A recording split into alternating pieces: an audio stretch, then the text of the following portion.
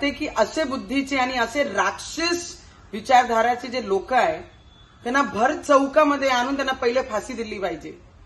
आणि आमचे गृहमंत्री सक्षम आहे, पण असे बुद्धीचे जे लोक आहे, असे राक्षस विचाराचे जे लोक आहे त्यांना आता कायद्याचा काही भीती राहिली नाही। तर त्याकरिता आमची सरकार आणि आपले गृहमंत्री साहेबांना मी विनंती करते की असे बुद्धीचे लोकांना, असे विचारधाराचे लोकांना की लहान मुलांना, लहान बाळांना सुद्धा ते सोडत नाहीये।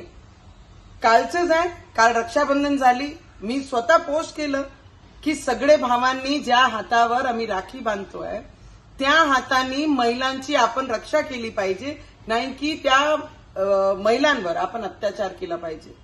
मला नाही वाटते, मनाला खूप वेदना होतात आहे, कारण लहान लहान मुलांसोबत असे विचारधाराचे लोक जेव्हा असं कृत्य करतात तर मला असं वाटते कायदा असा बनला पाहिजे की त्यांना कायद्याची भीती हे परमनंट त्यांच्या डोक्यात राहिली पाहिजे आणि असे कृत्य करणारे जे लोक आहेत त्यांना भर चौकात आणून त्यांना फाशी दिली पाहिजे, एवढी विनंती मी नक्की करेन।